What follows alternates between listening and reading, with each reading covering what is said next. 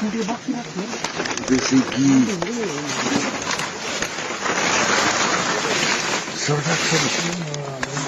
और देखा ना वहाँ पे सब कुछ कितनी राशन देखो पर सामान तो नया है 20 मिनट का दे रहे हैं बहुत ही ज्यादा माल है।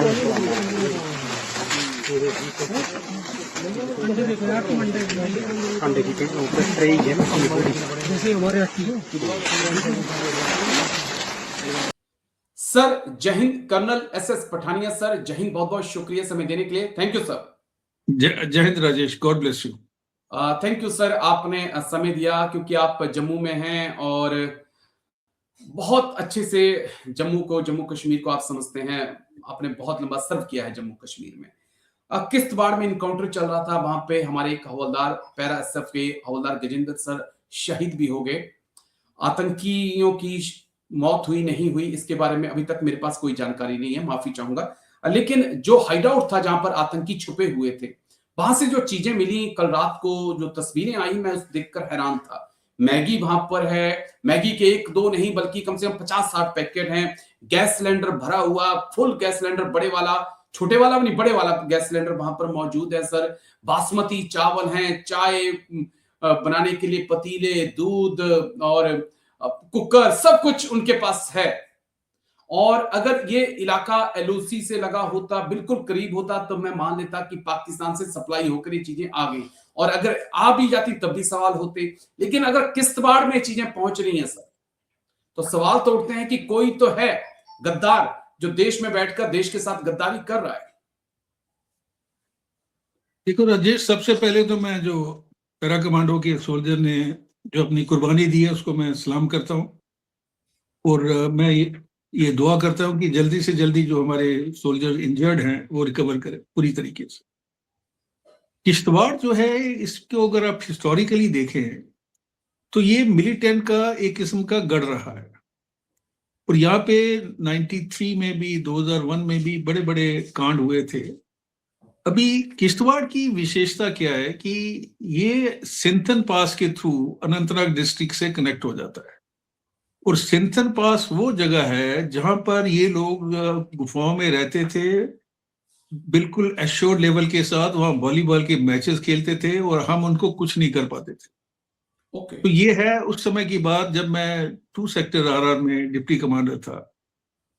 तो अभी आप ये मान के चलिए कि इस समय जो मिलिटेंसी है वो अभी तकरीबन खात्मे की तरफ बढ़ रही है। लेकिन अगर हम अपने और कड़े कदम नहीं लेंगे और अपनी कमियों को पूरा करने की कोशिश नहीं करेंगे तो फिर ये ब्लो हॉट ब्लो कोल्ड वाला सीन ही चलता रहेगा। अभी सवाल ये उठता है कि आपने जो मेन इशू उठाया, देखिए माओ जेडोंग एक बहुत बड़े इंसर्जेंसी के एक्सपर्ट थे, चाइना के जो प्रेसिडेंट भी रह चुके हैं। उन्होंने एक बड़ी अच्छी बात कही थी कि जो एक इंसर्जेंट है या मिलिटेंट है वो एक मछली के समान है और वो उस पानी में तैरता है जो लोगों से बना हुआ है। जिस तरीके से आपने बताया ये हाइड आउट या कैशे, देखिए 2 तरह की चीजें होती हैं। हाइड आउट होती है जिसके अंदर ये लोग छुपते हैं जी थोड़े समय के लिए, और जो कैशेज होते हैं उसके अंदर ये सामान स्टोर करके रखते हैं कि तब भी जब भी जरूरत पड़ती है तो उसमें से सामान यूज कर लेते हैं।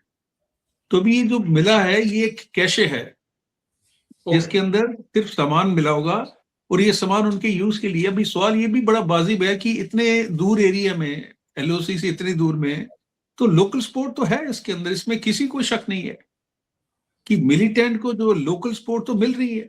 अभी सवाल ये है कि हम उसको तोड़ने में सक्षम क्यों नहीं हो रहे? क्या हमारे पास इंटेलिजेंस की कमी है? क्या हमारे पास ट्रुप्स की कमी है? क्या हमारे पास एरिया डोमिनेशन और पेट्रोलिंग के लिए रिसोर्सेज की कमी है? और यार ये जो लोकल सोर्सेज होते हैं ये डबल एज्ड होते हैं। अभी आप ये मान के चलिए कि मान लीजिए किसी लोकल सोर्स ने आपको इंफॉर्मेशन दे दी कि वहां पे 4 मिलिटेंट्स हैं। ये लोग अपनी एक अम्बुश साइट सेलेक्ट करते हैं जिसमें एक ही रास्ता होगा ऊपर जाने का। उसके बाद इस हमले में इन्होंने ग्रेनेड भी यूज किए और ऑटोमेटिक वेपन भी यूज किए। तो उस समय जब हमारी फौज वहां पे जा रही है तो वो वल्नरेबल है जी। अभी सवाल ये उठता है कि कितनी कैजुअलिटीज हम क्यों सफर कर रहे हैं? क्या हमारी जो बेसिक सेक्शन और प्लेटून लेवल ड्रिल है उसके अंदर कमियां हैं? क्योंकि एक दो जो आगे चलते हैं, आपको तो पता ही है कि कैसे सेक्शन फॉर्मेशन में मूव करती है। तो ये एक चिंता का विषय है। और इसके साथ साथ हमें एक और चीज जो करनी चाहिए वो ये है कि जो विलेज डिफेंस कमेटी है, जिसके अंदर अभी ये वुमेन को भी इंडक्ट कर रहे हैं, पहले सिविलियन को करते थे, उनको वो 303 की राइफलें दे रखी थी, उसको भी स्ट्रेंथन करना बहुत जरूरी है, उसको एम्पावर करना बहुत जरूरी है। और उसके लिए तो मैं तो ये बोलूंगा कि हमारे जो रिटायर्ड सोल्जर्स हैं, they are our biggest asset, let's use them. उनको ना ट्रेनिंग की जरूरत है, ना उनकी देशभक्ति पे शक किया जा सकता है। तो गवर्नमेंट को इसका भी संज्ञान लेना चाहिए। और अभी एक मीटिंग हुई थी जिसमें इन्होंने ये टारगेट रखा है कि आने वाली गर्मी से पहले मिलिटेंसी को पूरी तरह से साफ कर देंगे। लेकिन जब तक आपके OGWs, sleeper cells, sympathiser within and outside the government ये मौजूद रहेंगे और ऐसे कड़े कानून नहीं बनाए जाएंगे जिससे जो भी मिलिटेंसी को सपोर्ट करता है उसको कड़ी से कड़ी सजा दी जाए, तो ये सारी चीजें इसके अंदर हमें मदद करेंगी। दूसरी जो सबसे बड़ी चीज है कि इंटेलिजेंस एजेंसीज को एक अम्ब्रेला के अंदर आना जरूरी है। ओके, हो रहा है अभी या नहीं हो रहा है मेरे को उसकी कोई नॉलेज नहीं है, लेकिन कोई भी स्ट्रेटेजी बनाने से पहले आपको अपने जो रिसोर्सेज हैं उनकी इवैल्यूएशन करनी पड़ेगी in terms of troops and intelligence sources. और उसके बाद आपने जो लोकल अपने बनाने हैं सोर्सेज, जो एक इंसर्जेंसी में बहुत अहम चीज है, आपको उनके ऊपर डिपेंड करना चाहिए। पुलिस को अकाउंटेबिलिटी देना जरूरी है, चौकी अफसर हो, थानेदार हो, SSP हो या DC हो। वो चीजें जब तक सिस्टम में नहीं आएंगी तो आप ये मान के चलिए कि इंप्रूवमेंट जो है उस हद तक नहीं होगी जहां तक हम सोचते हैं। ओके सर, चलिए, लेकिन चलिए देखना होगा, क्योंकि बिना लोकल सपोर्ट के चीजें जंगल में नहीं पहुंच सकती हैं। और किसने पहुंचाई हैं, जितना जल्दी पता लग पाएगा शायद उतना ही अच्छा होगा, उतनी जल्दी इन आतंकियों का खात्मा भी हो पाएगा। और मुझे लगता है कि जिस प्रकार से वो जंगल में एक जगह से दूसरी जगह मूव कर गए, वहां पर भी कोई ना कोई उनके साथ लोकल मौजूद है जिससे रास्ते पता है कि यहां से निकलकर यहां पहुंच सकते हैं। ये भी देखना होगा। लेकिन जैसे कि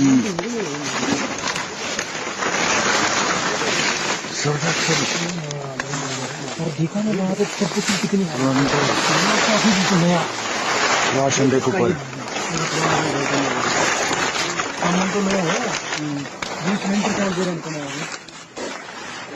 बहुत ही ज्यादा माल है।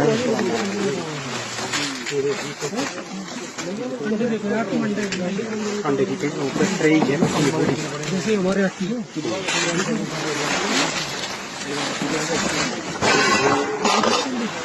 रात को चोर लाए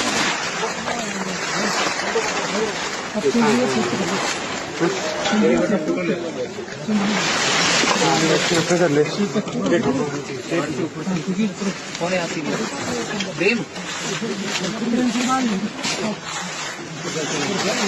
चल बार